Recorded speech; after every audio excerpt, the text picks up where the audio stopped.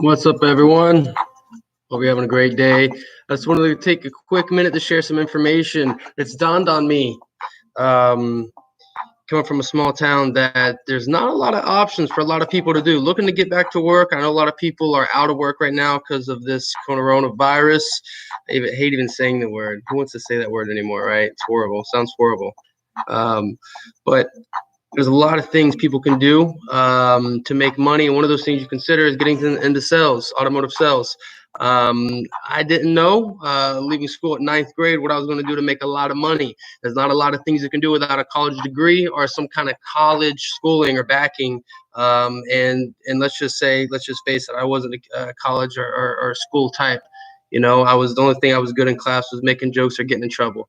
But I was always a people's person. I was always very good at communicating, and I was always a good person. And I think to be in sales, you have to be a good person, because people are always looking to buy. An old saying that we say in sales is they're looking to buy from people, not so much the product. You're always selling yourself. So there's a lot of good information you can get out there. I just wanted to come and be the first to say it, maybe make you aware that automotive sales is a great thing to consider. Getting into the field definitely changed my life, and it could be a great saving point for you if you're looking to get into something new. You're out of work right now. I know, like I said, there's a lot of people who are not working, a lot of friends and family relatives that I know. One good thing about the car business is they're always open. I think Christmas and maybe another day out of the year, they're not.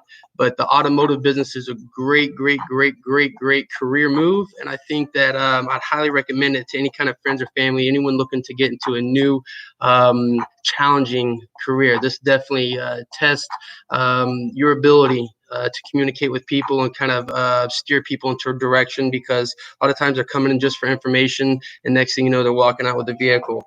And not that we're doing anything to force that, but there's just a great process that you learn along the way to kind to commit to customers more and more as you go through it. And sales has really taught me a lot in people skills, and it could definitely teach you a lot too. I truly believe that. So some things you want to consider when you're going into it. Eye contact is everything.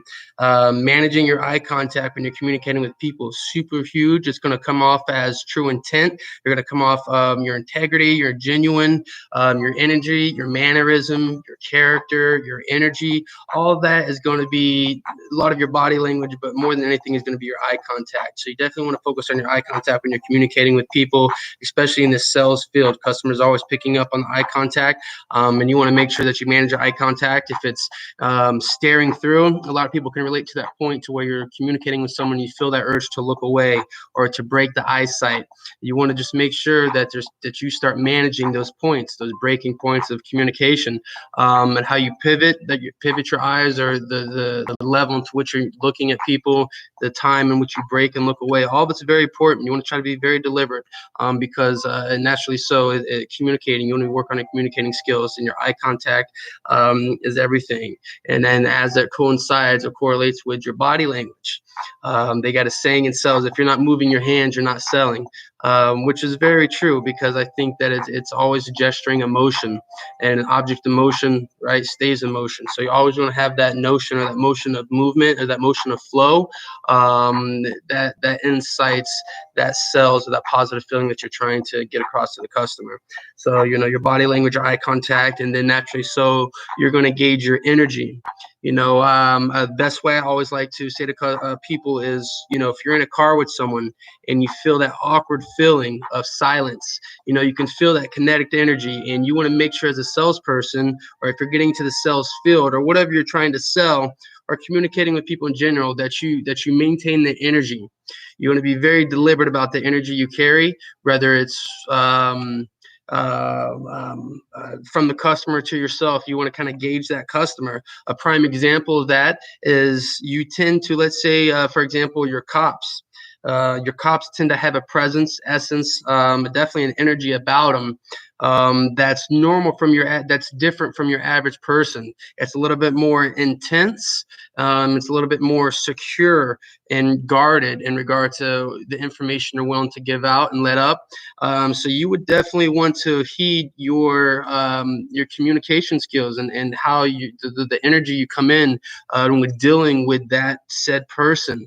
And that's just one example. And actually, so there's all kinds of examples. Whether you're dealing with an A-type, alpha male, or dealing with a woman, the A-type woman, two different kinds of A-types that you're dealing with, but both of them very aggressive and dominant in their nature.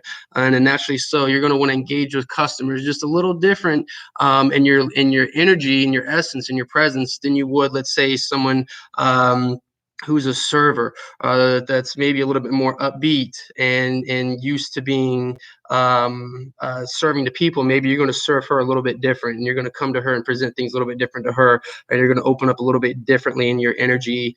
Maybe you're joking, your body language, you're laughing, or even your vocabulary. I'm a big believer in your vocabulary. You got to have an arsenal of vocabulary. You got to have words that incite some kind of emotional response, that kind of that can make them that can contextualize into an emotional feeling. You want to have some words. Words are super important. So it's super, and you're going into sales, there's a lot of things you want to take into play. It's not just your body language, your eyes, eye contact, your mannerism, your energy.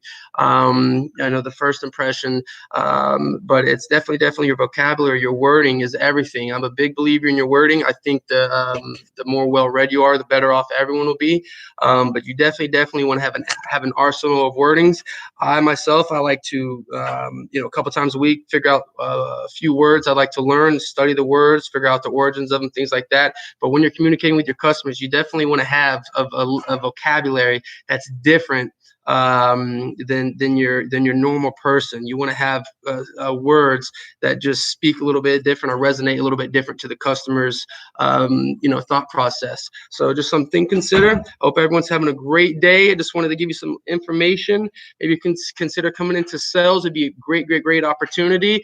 And as you know, here at Best Smith Automotive Group, we're always looking for new salespeople. We have a great family here. Company's been here a long time. We'd love to bring you aboard. We have a great process in play to help you be very successful.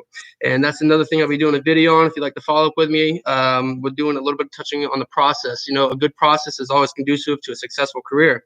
And if you look at any great company organizations, whether it's Boy Scouts, Cub Scouts, anyone that's the top of their game, it's because they have a top process. They have a good process into place. So I'll just touch on that a little bit later on to come, and what you can get out of a good process, and what is a good process, and what does a good process do for you. So if everyone got something good from this, just consider, if you're looking for a new career move, you're looking for something a little bit different, you're looking for a little bit something to advance yourself, you're looking for something for a little bit challenging, you're looking for something that's something that's new and different. Sales. I definitely believe in sales. They don't teach it in school. There's no class for it.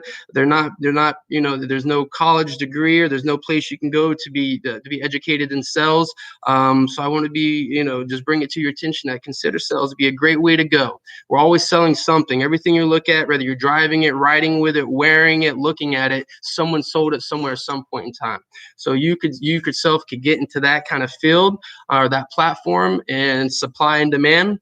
Right? And anything you have to good to offer the people will give you something good back, which is the money, right? So I hope everyone's having a great day again. Something to consider. Sales would be a great field to get into. And stay tuned for more videos to come. Much love. Take care. David Redding.